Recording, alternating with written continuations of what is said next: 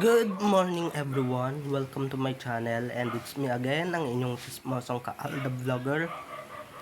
So gusto ko munang magpasalamat sa inyong lahat sa mga walang sawang tumatangkilik, nanonood, sumusuport at sumusubaybay ng mga content ko here on my YouTube channel. So wag ninyong babaktawan o lalaktawan tong ating main topic ngayong araw. I'm sure na hindi ninyo pagsisisihan na pinanood nyo to mula umpisa hanggang hulihan. And syempre, huwag kayong mag-i-skip ng segment. Buuin nyo to mula start to finish. And syempre, huwag ninyong kalimutan na i-share to para mas dumami tong nakakapanood. Ito na nga, dumako na tayo sa ating main topic for today's video. Ano nga ba si Catherine Bernardo sa buhay ni Alden? Imbis na si main man daw sa buhay mo. Siyempre, mga may gawa niyan yung mga ulupong, 'di ba? So, eto na guys, watch this. Mamaya ipapaliwanag ko sa inyo ng buong buo. So, eto na guys, watch this. At kung nakita nyo na nga yung recap, so once again say TTO sa mga admins. So eto na, dumako na tayo sa ating main topic for today's video agad-agad. Eto na nga, just a minute throwback lang tayo mga ka-ADN na wag nyo nang asahang bago-bago to dahil January pa to. Tinatamad lang akong ilabas. Dahil ito na nga, may katanungan dun si Boy, ano daw si Catherine Bernardo sa buhay ni Alden? Aba, ang kapal ng muka. Baka gusto mong ma-real talk ni Alden kung ano ba talaga papel ni Catherine sa buhay niya. Ito lang naman na sasabihin ko na ibubunyag ko na kung ano ba talaga meron dyan sa dalawa. Wala guys, there's nothing between Alden and Catherine, okay? Wala ding ambag, wala ding parte or hindi parte ng buhay ni Alden Richards si Catherine Bernardo, okay? Hindi niya jowa, hindi niya asawa, hindi niya nililigawan, hindi niya hindi niya magiging nobya. So yung mga asumero at asumera diyan, syempre, 'di ba? Hayaan na lang natin sila. Medyo kinikilig-kilig sila, 'di ba? Nabasa ko to sa comment section pero 'di ba after nun hindi na siya nagpa-interview. Halatang halata naman sa mata ni Alden eh. 'Di ba halatang halata sa mata ni Alden na nasusuka siya every time na itatanong sa kanya si KB or kung itatanong man sa kanya si KB na kung ano ba talaga si Katrit sa buhay niya. Wala guys, wala, okay? Mayroon saling ket-ket lang, nakiki-cloud chaser lang kasi nga hindi na napag-uusapan. Yun yung parte ni Catherine sa buhay niya. Hindi hindi jowa, hindi something else na nobya or girlfriend, 'di ba? Co-worker lang, talaga co-star sa pelikula yung relasyon ni na Alden at Catherine, okay? Hindi yung palalabasin ninyo na jowa. Nakakaiba kayo, 'di ba? Syempre hindi naman ide-deny yan ni Alden na wala silang kaugnayan. Syempre nasa showbiz siya, no.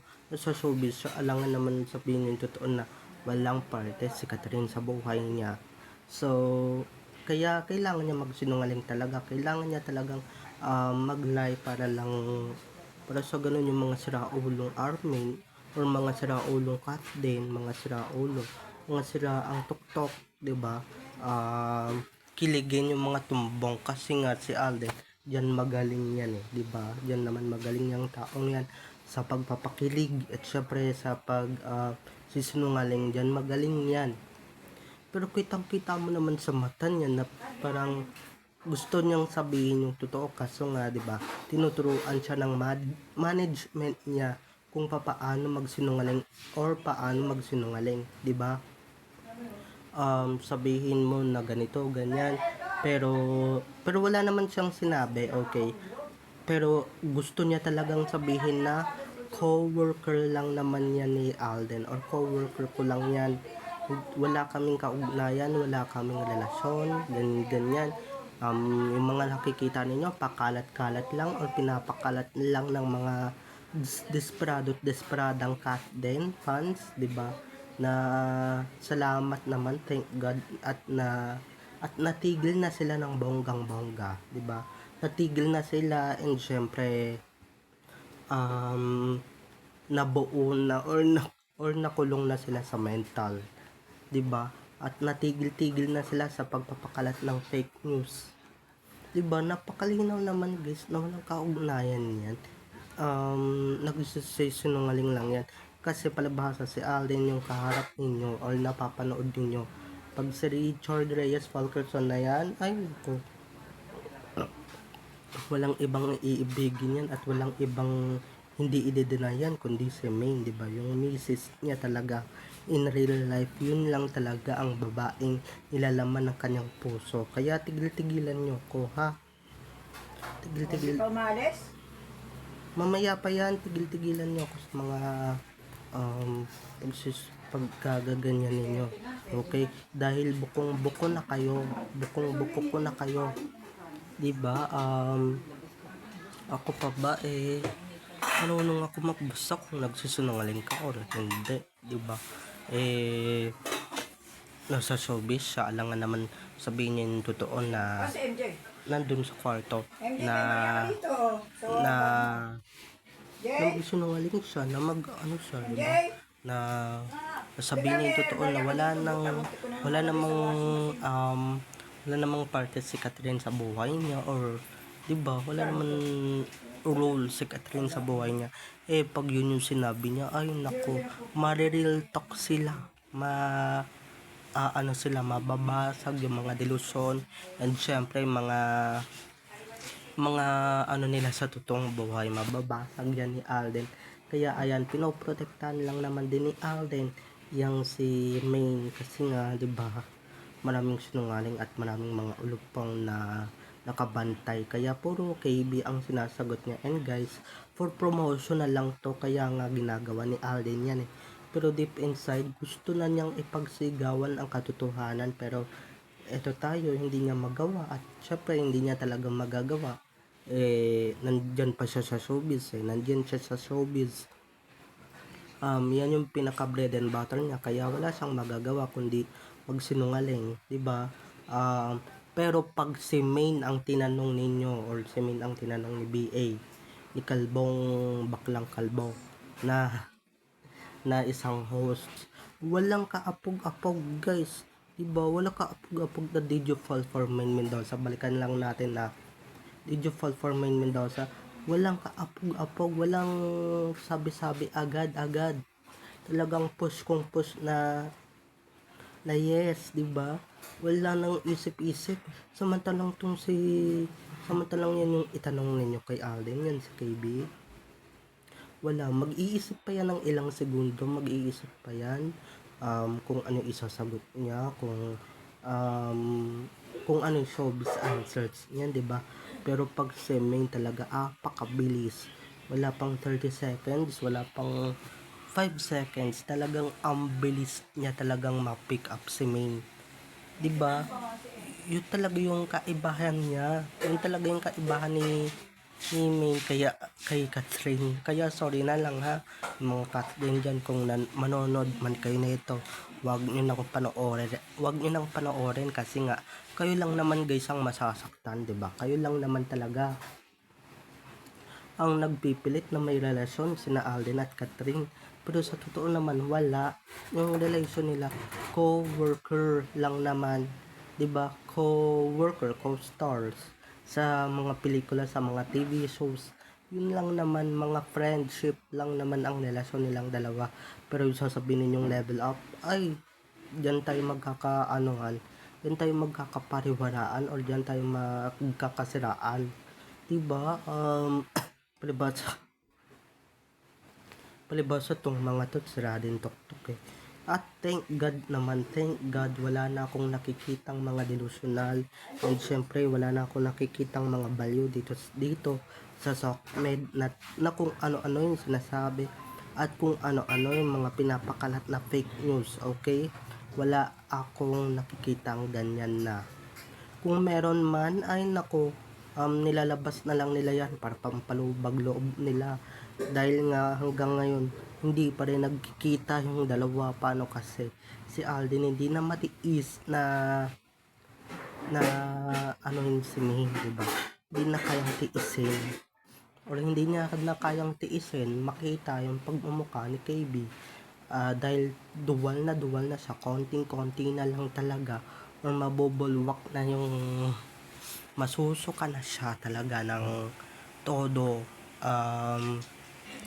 Kasi diba pagka yun nagkita, ay naku, magiging masaya na naman, magiging dilulu na naman yung mga kampo ng animal dito sa social media. Kasi nga, diba, gagawa na naman sila ng fake news pag nakikita yung dalawa.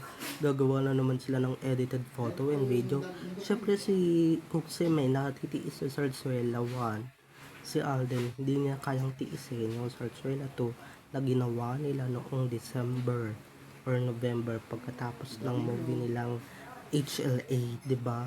Ganyan ka si Alden, ganyan ka suka-suka ganyan kasukang-suka si Alden dyan kay KB. Kung alam nyo lang, talagang napipilitan lang siyang umarte or napipilitan lang siyang sumakay sa mga directors, at syempre may script yan, diba?